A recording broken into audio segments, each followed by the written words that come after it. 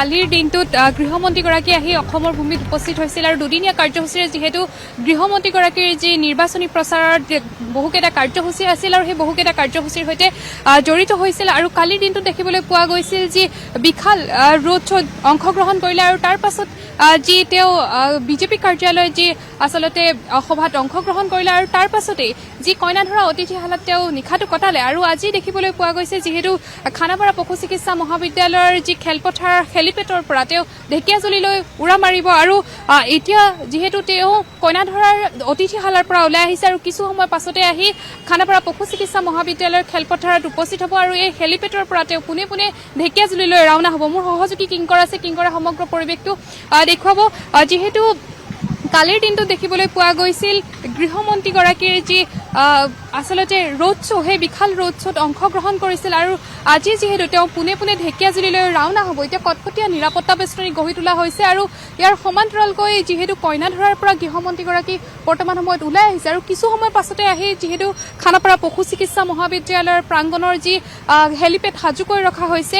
কটকটীয়া নিৰাপত্তা বেষ্টনীৰ মাজেৰে এই হেলিপেডলৈ আহি গৃহমন্ত্ৰীগৰাকীয়ে পোনে পোনে ঢেকীয়াজুলিলৈ ৰাওনা হ'ব আৰু ঢেকীয়াজুলিৰ আজি যিহেতু দ্বিতীয় দিনাৰ কাৰ্যসূচী গৃহমন্ত্ৰীগৰাকীয়ে ৰাখিছে ঢেকীয়াজুলিত যি আচলতে বিজেপিৰ প্ৰাৰ্থী অশোক সিংঘালৰ হৈ তেওঁ প্ৰচাৰ অভিযানত নামিব আৰু তাৰ পাছতে আচলতে যিহেতু নলবাৰীতো জয়ন্ত মল্ল বৰুৱাৰ হৈ তেওঁ প্ৰচাৰ অভিযান চলাব আৰু তাৰ সমান্তৰালকৈ আচলতে তাৰ প্ৰাক্ষণতে এনেধৰণে যি খানাপাৰা পশু চিকিৎসা মহাবিদ্যালয়ৰ প্ৰাংগণত যি আচলতে এনেধৰণে কটকটীয়া নিৰাপত্তা বেষ্টনী গঢ়ি তোলা হৈছে আৰু কিছু সময়ৰ পাছতে আহি গৃহমন্ত্ৰীগৰাকী যিহেতু খানাপাৰা পশু চিকিৎসা মহাবিদ্যালয়ৰ প্ৰাংগণত উপস্থিত হৈ ইয়াৰ পৰা পোনে পোনে তেওঁ ঢেকীয়াজুলিলৈ ৰাওনা হ'ব আৰু মাত্ৰ কেইটামান ঘণ্টাৰ পাছতে আহি আচলতে তেওঁ ইয়াত উপস্থিত হ'বহি। আমি সমগ্ৰ পৰিৱেশটো দেখাবলৈ চেষ্টা কৰি আছোঁ। মোৰ সহযোগী যিহেতু কিংকৰে সমগ্ৰ পৰিৱেশটো দেখাইছে যি আচলতে নিৰ্বাচন সমাগত এই সময়খিনিতে আচলতে যি কটকটীয়া নিৰাপত্তা বেষ্টনীৰ মাজেৰে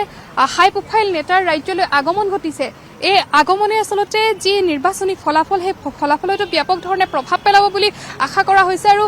তাৰ সমান্তৰালকৈ যিহেতু বহু হেলিকপ্টাৰ ইয়াতে সাজু কৰি ৰখা হৈছে শাসক বিৰোধীৰ এই হেলিকপ্টাৰে বিভিন্ন স্থানলৈ আচলতে নিৰ্বাচনী প্ৰচাৰ চলাবলৈ যাব আৰু বিভিন্ন ধৰণৰ নিৰ্বাচনী প্ৰচাৰ অভিযানত অংশগ্ৰহণ কৰিব। তাৰ সমান্তৰালকৈ আচলতে যি গৃহমন্ত্ৰীগৰাকীয়ে আজিৰ দিনটোত ঢেকীয়াজুলিলৈ ৰাওনা হ'ব আৰু এই হেলিকপ্টাৰতে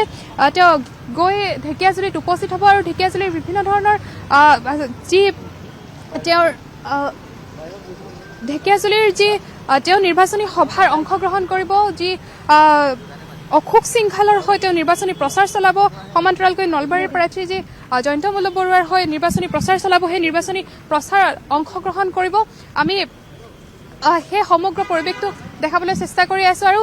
কিছু সময়ৰ পাছতে আহি আচলতে খানাপাৰা পশু চিকিৎসা মহাবিদ্যালয়ৰ প্ৰাংগণত আহি গৃহমন্ত্ৰীগৰাকী উপস্থিত হ'ব আৰু কিছু সময়ৰ পাছতে যিহেতু কইনাধৰাৰ পৰা ইতিমধ্যে তেওঁ ওলাই আহিছে আৰু তাৰ কিছু সময়ৰ পাছতে আচলতে ঢেকীয়াজুলিলৈ ৰাওনা হ'ব।